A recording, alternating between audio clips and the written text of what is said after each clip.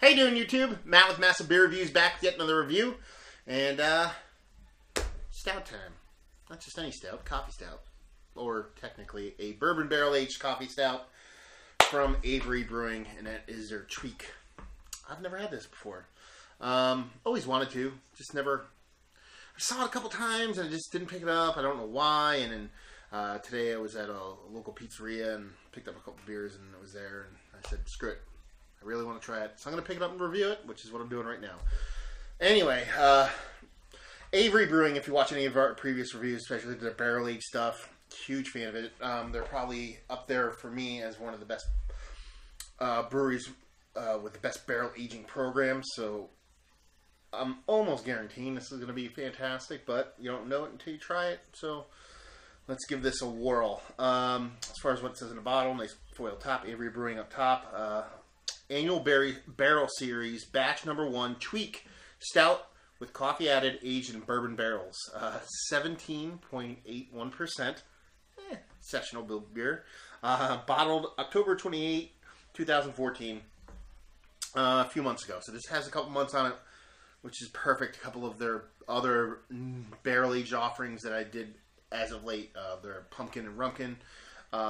They were a little bit too hot for me, a little bit too new, so I'm kind of glad that this one had a couple of months to settle down. Over on the side here, give them a warning stuff, serve at 50 to 60 degrees. Over here, a little story time, brewed and bottled by Avery Brewing Company, Boulder, Colorado.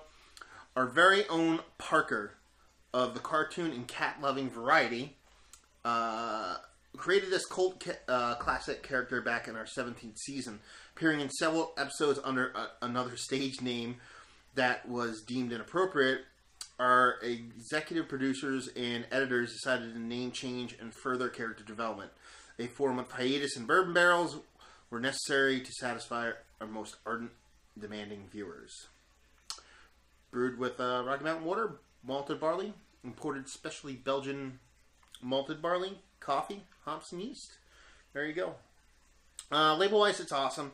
I like their barrel aging labels a lot. So the foil top, you know, hey, you get a little hoity-toity. I dig the foil tops and stuff. And yeah, something about it. It's kind of cool. It's just a barrel kind of burnt, etched in a little coffee grinder, coffee beans and whatnot. So I dig it. I'm a fan. I just hope I'm a fan what's inside even more. So let's see.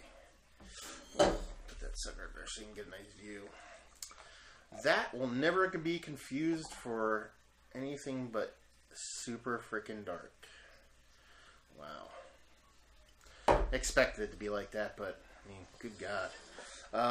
Super, super, super dark head. I mean, you're talking, it almost looks like there's bourbon in the head itself.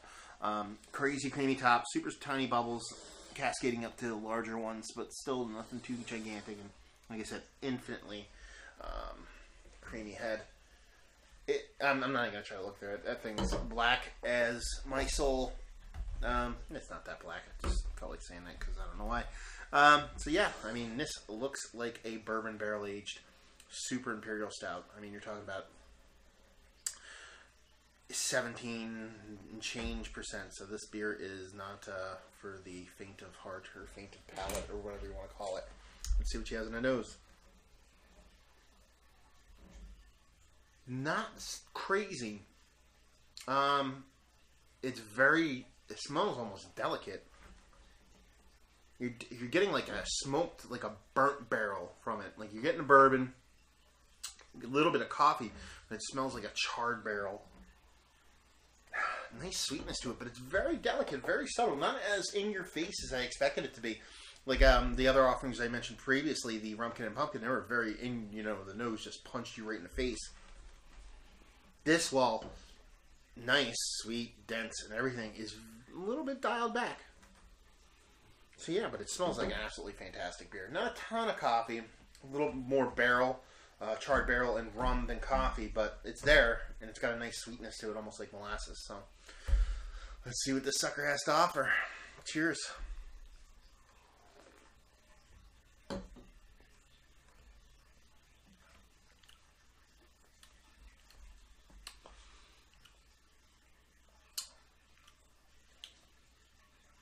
Wow. I mean, it's a great beer. Wow.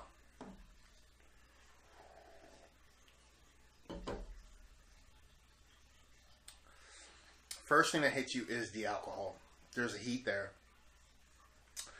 But as I've kind of mentioned previously, a long time ago in my couple other Avery reviews, they have an alcohol heat to them, but for me, it's a good thing for their beers.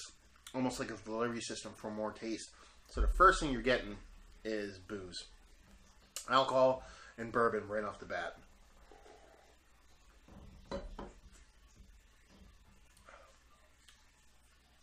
Halfway through, you get this really intense sweetness, bordering on like overly sweet, but just for me, just a hair below overly sweet. And as it finishes, you get this beautiful roasted malt coffee that's absolutely fantastic. It's a gigantic beer, a huge beer, a beer that I can feel warming me up inside. But it delivers in stages. You know, it's got that intense bourbon alcohol and beer alcohol combined right off the bat. It's a really nice beer. Like I said, then that sweetness just kicks in and it's just like boom in your face. Molasses, some bourbon sweetness. It's a super huge like molasses sweetness. And then it just finishes with this roasted malt coffee, beautifully balanced on the end. It's a gigantic beer.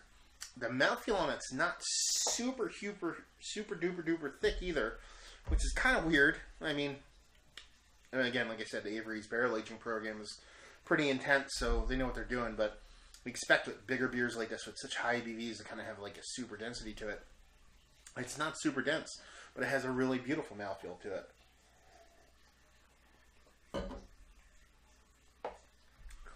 Still has some carbonation to it.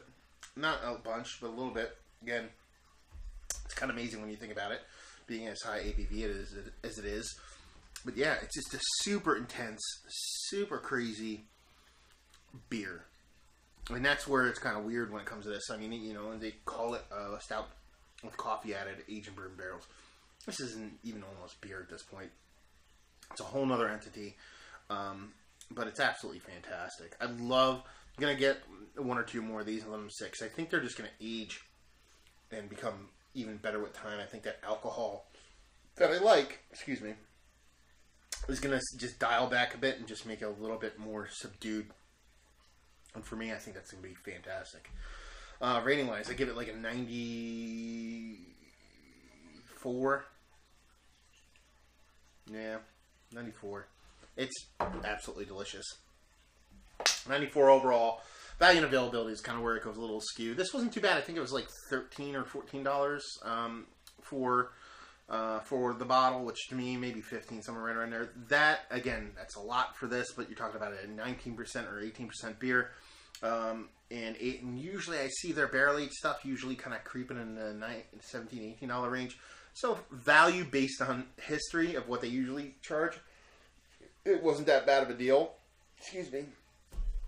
So I'd give it like a value scale of like a 6, even though it's probably the cheapest of their offerings with that barrel aging stuff. But hey, what are you gonna do? Availability is hit or miss. I wouldn't give it a 0 or a 1. I wouldn't give it a 10. I'd try to give it like a 4 because I probably could have procured at least a half a case of this randomly over the past few months. So it's not like it can't be had, but it's not that easy to find. So there you go. Yeah, so, yeah, 94. Just a really nice beer. I like it a little bit better than the Rumpkin and Pumpkin, I think, because of the time, though. I think that's the big one. I think that, this being January 2015, it was bottled October, November, December, January. I had 3 months to sit. I think it did a little bit of justice, kind of dialed back a little bit of that jolting alcohol. Even though it's still there, it's not nearly as huge.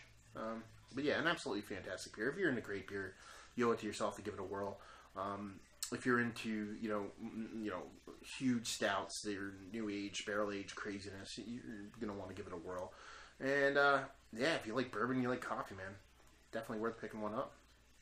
Fantastic beer. Like I said, Avery's barrel aging program is pretty much at this point a do no wrong kind of thing. So any of their stuff that goes into a barrel, I think is worth giving a whirl. So there you go. Another review in the books. Hopefully you guys enjoyed the review. If you did or you didn't, or somewhere in between, please leave a comment in the comment section below. If you'd like to check us out anywhere else on the internet, you can on Facebook, Twitter, Instagram, and Untapped. All 4 of those places, Massive Beers. All 4 of those places. And, another review down. So hopefully you guys enjoyed the review. Hopefully you're enjoying a gigantically huge, awesome beer like this one. And hopefully see you next time. Cheers.